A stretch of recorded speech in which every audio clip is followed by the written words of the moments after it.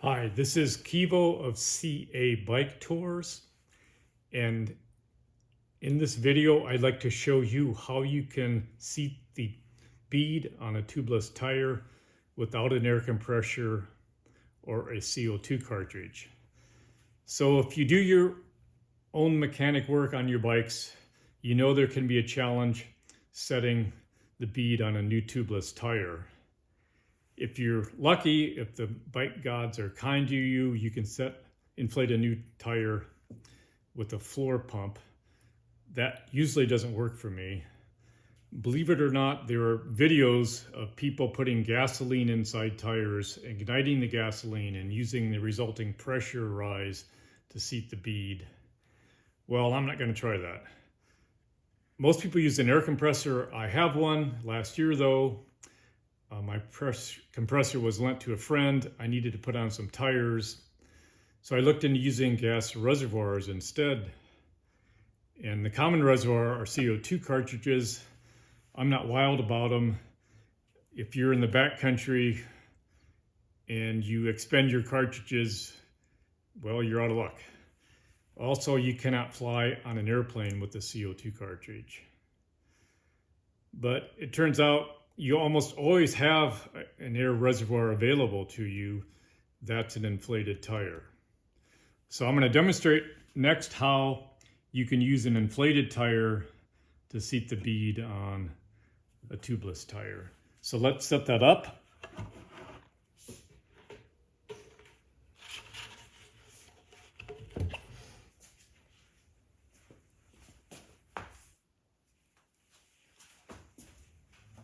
So on the left here, I have a new rim with the tire whose bead is not set any place, any side, all around. So there's no smoke and mirrors here.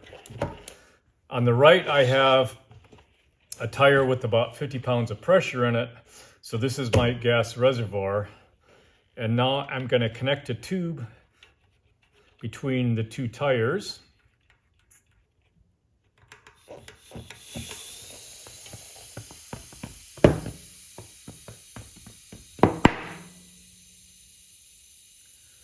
Okay, with those pops, you've heard the bead being set on the new rim and the tires holding pressure. It's now ready to have the sealant installed.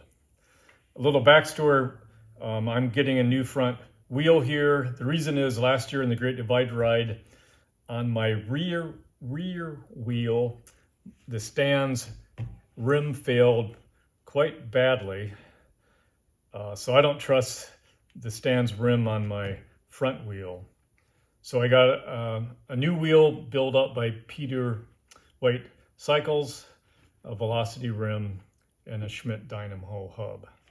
So let's go now into the key detail of this procedure, which is this little hose here. And let me explain its mysteries.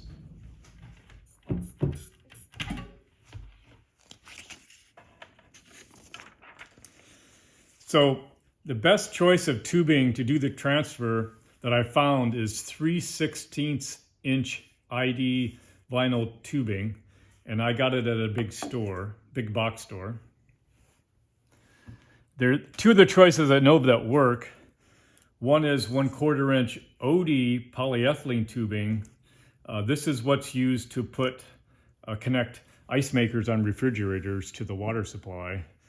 Another choice, very similar, is a 1/4 inch OD drip irrigation tubing. So maybe you have these two choices already lying around.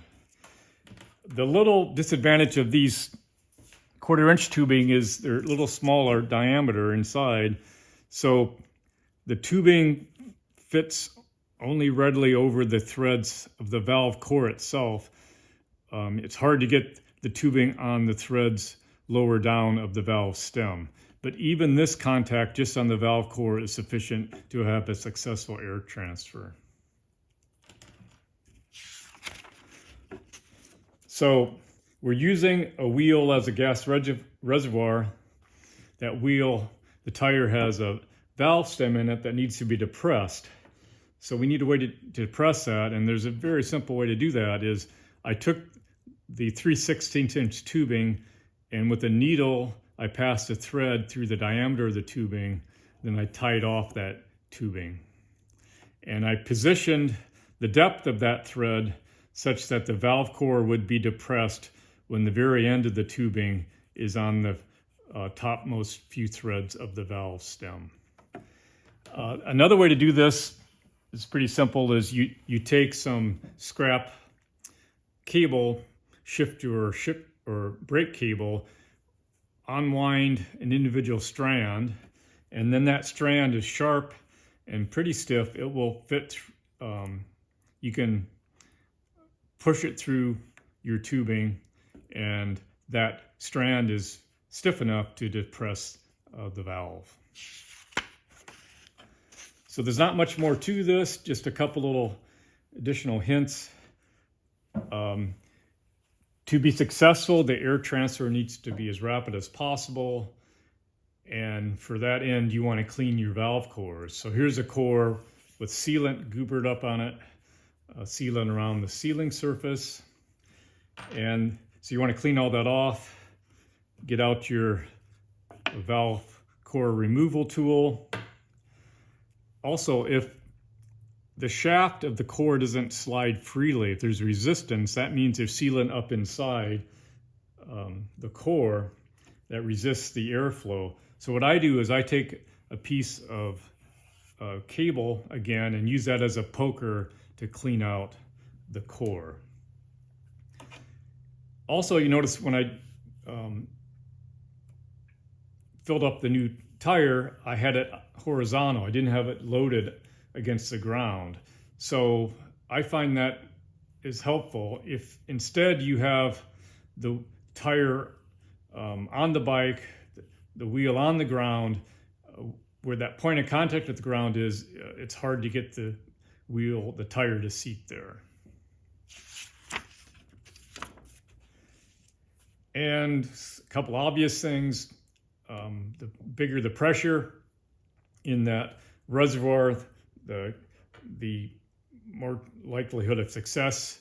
If you really want to increase the rate of gas transfer, remove the valve core of the unseated wheel. So get out your core removal tool again.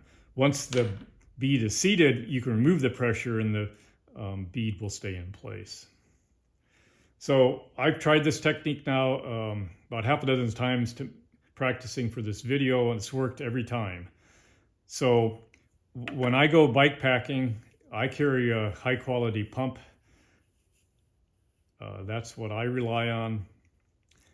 And with that pump and this little bit of tubing, I'm confident I can seat a tubeless tire any place. I hope you found this helpful. Thank you.